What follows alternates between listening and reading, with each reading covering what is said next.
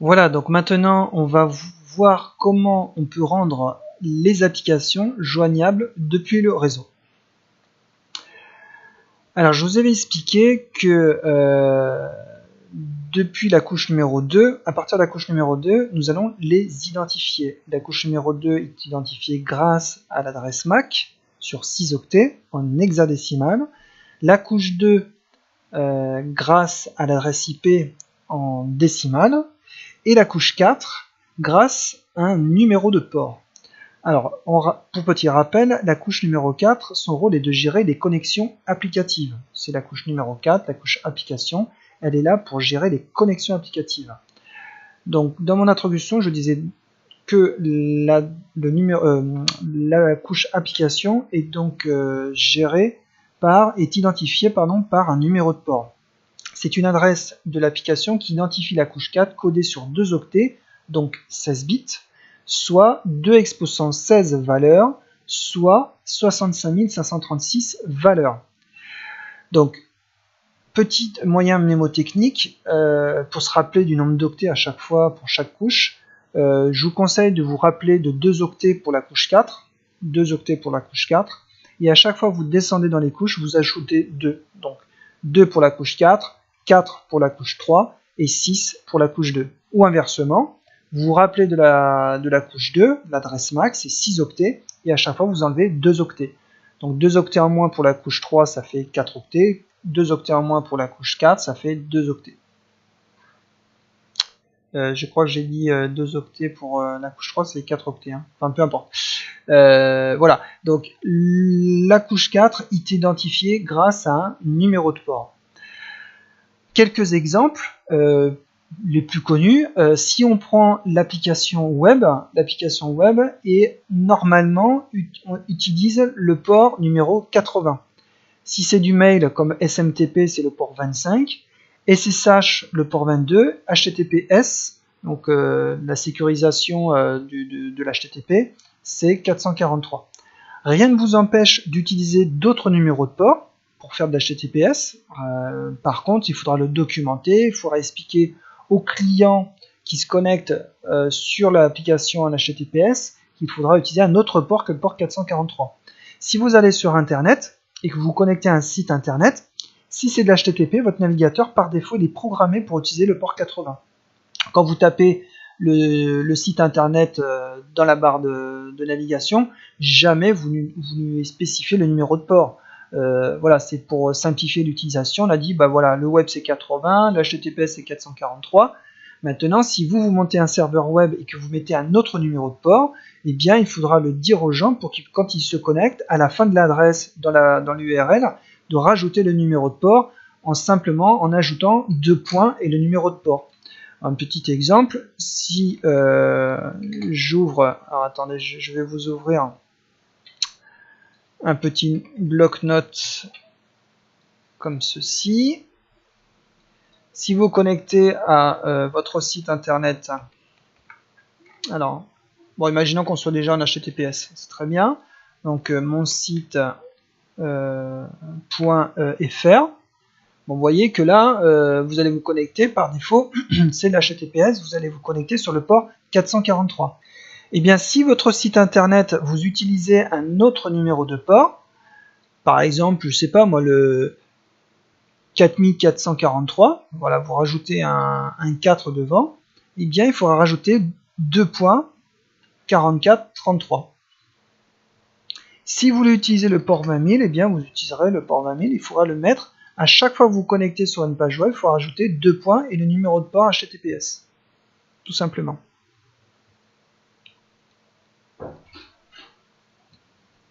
Donc au niveau de la couche numéro 4, la couche application, il y a 2 protocoles. Le protocole TCP et le protocole UDP. Au niveau du transfert de données au niveau de la couche applicative, on a besoin d'une part de la fiabilité, mais sans nécessité de rapidité. C'est le mode connecté, c'est le mode TCP.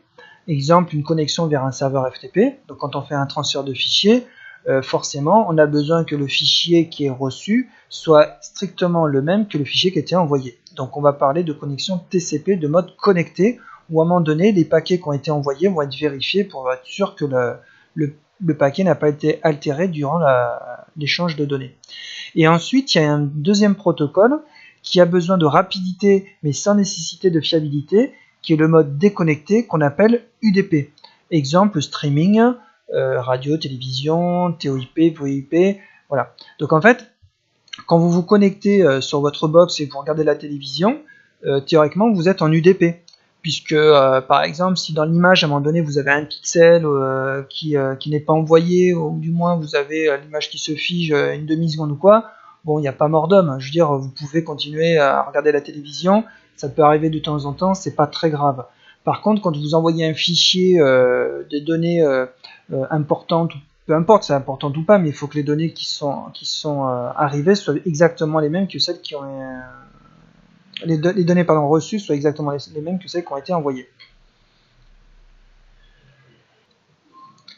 Alors on va commencer par le protocole UDP, puisque c'est beaucoup plus simple, donc on va attaquer par le protocole UDP. Donc dans le datagramme UDP, vous avez le port source, le port destination, la longueur totale, le checksum et les données envoyées. Donc on retrouve toujours une notion de source et de destination, comme pour l'adresse MAC ou l'adresse IP. On remarquera également que le port source est envoyé en premier, exactement la même explication que pour la couche 3, pas besoin d'envoyer le port de destination en premier, puisque le fait d'envoyer l'information de destination en premier était nécessaire que au niveau de la couche 2, hein, pour dire j'envoie ces paquets à telle personne au niveau de l'adresse MAC. Donc chaque information fait 2 octets, donc un en-tête de 8 octets. Le port source, c'est une adresse de l'application qui envoie l'information. Ensuite, le port destination, qui est l'adresse de l'application destinataire. La longueur totale représente la taille d'un datagramme. Donc la taille maximum d'un datagramme sera de 2 exposants 16, soit 65 536 octets. Dans la réalité, il est très rare de voir des datagrammes UDP de plus de 512 octets. Et enfin, un checksum, CRC, s'assurer que les données reçues sont bien les mêmes que celles qui ont été transmises. Pour revenir sur les ports sources et destination, il faut savoir que le port destination, lui, il est figé. C'est-à-dire que quand vous allez envoyer une demande de connexion sur un site web, par exemple, imaginons que ce soit un site en HTTPS, eh bien, le port de destination sera le port 443. On l'a vu tout à l'heure. Alors que le port source, ça sera votre port source à vous. Quand vous allez envoyer des données, vous allez envoyer des données avec un numéro de port qui sera complètement différent et complètement aléatoire. Et lorsque le destinataire voudra vous répondre, eh bien, il vous répondra en tant que port source, ça sera le port 443, puisque c'est son port à lui. Et le port destination, ça sera le numéro de port que vous avez envoyé. Au niveau du protocole TCP, c'est un peu plus compliqué, puisqu'il va y avoir une synchronisation entre la source et la destination. Donc le principe de TCP est d'acquitter chaque octet d'informations reçues. A l'inverse du DP, il y aura beaucoup d'informations dans l'entête TCP pour parvenir à suivre une connexion correctement. Alors c'est vraiment les bases de TCP, je vous invite vraiment à aller feuilleter un peu les bouquins ou aller sur les sites internet pour avoir plus d'explications. Moi je vais vous donner les bases, comme d'habitude. Donc si on prend un client A et un serveur B, les 3 premiers paquets qui sont envoyés au niveau de la connexion TCP, ce sont les paquets SYN, SYNAC, ACK. Donc en fait, c'est la synchronisation entre le client et le serveur. Et vous avez obligatoirement ces 3 premiers paquets. Dans le paquet SYN, c'est le client qui demande au serveur de se synchroniser. On remarque que le serveur va acquitter la demande de connexion et le serveur va lui-même demander au client de se synchroniser. Et le client va enfin acquitter la demande de synchronisation du serveur. Donc la demande de synchronisation n'est pas faite que dans un sens. Elle n'est pas simplement du client vers le serveur, elle est également réalisée du serveur vers le client. Donc, premier paquet, demande de synchronisation. Deuxième paquet, demande de synchro, et il profite de ce paquet pour lui dire également, tiens, je vais acquitter aussi ta demande de synchro, comme ça au moins j'envoie dans un seul paquet 2 informations, le SYN et le ACK, et le client, quand il répond, il envoie le ACK. Ensuite, pendant la transmission des données, eh bien, les clients et le serveur vont acquitter les transmissions. Et les 3 derniers paquets d'une connexion TCP, pareil, ce sont toujours les mêmes. C'est un fin ACK, ACK. Alors j'explique.